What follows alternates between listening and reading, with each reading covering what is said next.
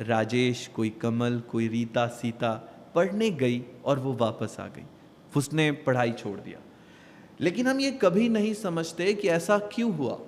नामांकन की प्रक्रिया को बिना समझे यदि कोई अभिभावक, कोई छात्र इंटरनेट से आधा ज्ञान लेकर अगर एडमिशन में चला जाता है तो बहुत चांस है कि उसका करियर तबाह हो जाए। और हर साल ऐसा 50% छात्रों के साथ नामांकन के बाद होता है। तो चलिए सबसे पहले समझते हैं स्टेट गवर्नमेंट यूनिवर्सिटी के एडमिशन की प्रक्रिया में शामिल हुए उन 50% छात्रों के जीवन क्यों बर्बाद हो जाते हैं और वो पढ़ाई क्यों छोड़कर आ जाते हैं। ऐसा क्यों होता है? क्योंकि वो नामांकन की प्रक्रिया को बिना समझे अलॉटमेंट की प्रक्रिया को ही काउंसलिंग समझ बैठते हैं। अलॉटमेंट किसे कहते हैं? कंप्यूटर से निकला हुआ प्रिंट काउंसलिंग नहीं, अलॉटमेंट कहलाता है। काउंसलिंग बैठकर, समझकर, एक्सपर्ट की राय लेकर जब आप किसी प्रोग्राम में आगे बढ़ते हैं तो काउंसलिंग के बाद हुआ फैसला अलॉटमेंट की प्रक्रिया से अलग होता है। मतलब यदि कोई छात्र किसी भी राज्य के कॉलेज में किसी भी स्ट्रीम में पढ़ने जाता है तो स्टेट गवर्नमेंट उस पर्टिकुलर कॉलेज को 3 तरह की अप्रूवल्स देती है। पहला 60 सीट पर, दूसरा 90 सीट पर और तीसरा 120 सीट पर, किसी भी एक स्ट्रीम में। यदि हम बात करते हैं एक स्ट्रीम में 60 सीट पर, तो हम देख सकते हैं कि 60 सीट के इस पर्टिकुलर स्ट्रीम में किस प्रकार के छात्र उस क्लास में मौजूद होंगे। अगर हम बात करें कंप्यूटर साइंस की, उसमें 60 सीटें हैं। इंजीनियरिंग की 60 सीटों पर क्लास में किस तरह छात्र पहुंचता है? पहला ए, हम 15% सेंट्रल काउंसलिंग के द्वारा सिलेक्शन करते हैं। मतलब कोई भी राज्य का, चाहे वो सेल्फ फाइनेंस्ड कॉलेज हो चाहे वो गवर्नमेंट फाइनेंस कॉलेज हो, दोनों के एडमिशन की प्रक्रिया में सेंट्रल काउंसलिंग के माध्यम से 60 में से 9 बच्चे मतलब 15% छात्र पहुंचेंगे जेई के माध्यम से। इसका मतलब जब हम सेंट्रल काउंसलिंग की बात कर रहे हैं तो इंजीनियरिंग में सेंट्रल काउंसलिंग जेई की होती है। मतलब जो छात्र जेई की काउंसलिंग की प्रक्रिया में शामिल होगा उस छात्र को राज्य के 15% सीटों पर अलॉटमेंट मिल सकता है। तो 60 में से 9 सीटें चली गईं। अब हम बात करते हैं बी की। बी में 15% डायरेक्ट एडमिशन का हक उस पर्टिकुलर कॉलेज को होगा।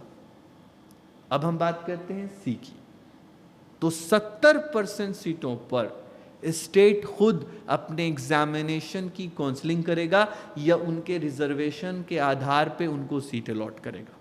बहुत बड़ा विषय है।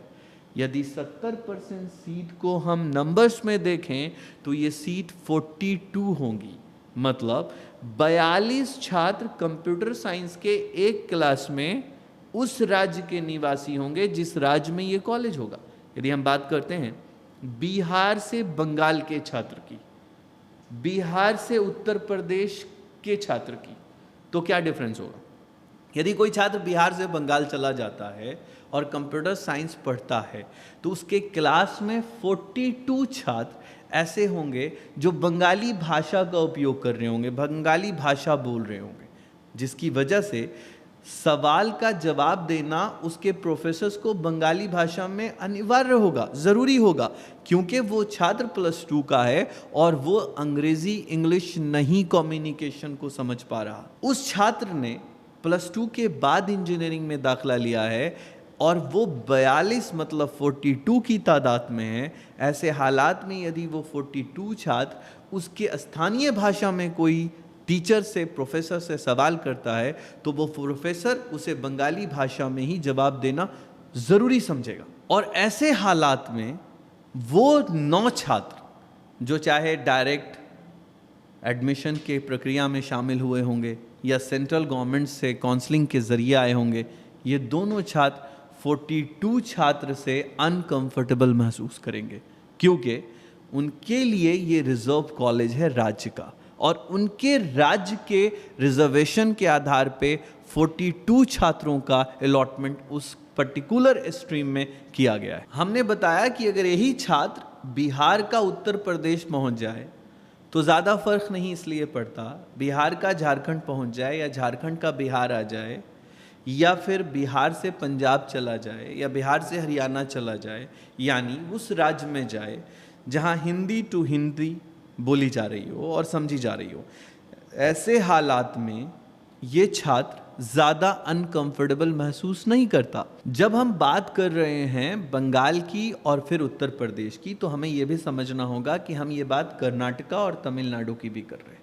ये एग्जाम्पल इसलिए दिया जा रहा है कि जब कोई हिंदी भाषी छात्र किसी हिंदी भाषी प्रदेश में अपने इस कोर्स को पढ़ने जाता है तो क्लास में वो अनकंफर्टेबल नहीं होता, परंतु यही छात्र यदि बंगाली भाषा के क्लास में पहुंच जाता है तो उसे दो समस्याओं का सामना करना पड़ सकता है, एक खाने का और दूसरा बोलने का। और यही वजह होती है ड्रॉप केसेस के तेज़ी से बढ़ने की।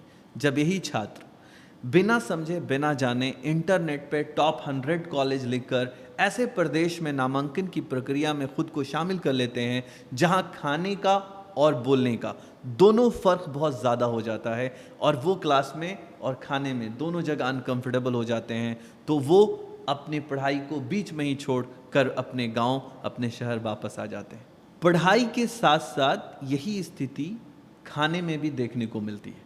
जब कोई छात्र अपने कल्चरल फूड को छोड़कर ऐसे राज्य में चला जाता है जैसे तमिलनाडु, जैसे आंध्र प्रदेश, जैसे तेलंगाना, जैसे वेस्ट बंगाल, जैसे उड़ीसा, ऐसे किसी राज्य में चला जाता है जहां 9 बच्चे एक क्लास में मौजूद हों और 42 बच्चे उस राज्य के मौजूद हों, तो जाहिर है कि उनकी बात मेस में भी नहीं मानी जाएगी और उन्हें समस्याओं का सामना करना पड़ेगा और वो फूड उनके हिसाब से बनाया जाएगा जिनकी तादाद उस प्रांगण में ज़्यादा बच्चों की होगी। ये दोनों बातें ड्रॉप का बड़ा कारण है। कई बार बच्चे ये नहीं समझते कि 4 साल की ज़िंदगी है, कोई 4 महीना या 4 दिन की नहीं, जैसे आप जैसे तैसे काट लेंगे। इसलिए जब एडमिशन की प्रक्रिया में आप किसी भी प्रदेश को चुन रहे हों तो ये ज़रूरी है कि आप खाना और भाषा दोनों का चुनाव सही तरीके से कर पाएं और अपने 4 साल की ज़िंदगी को आप कहीं अनकंफर्टेबल जोन में ना डाल दें।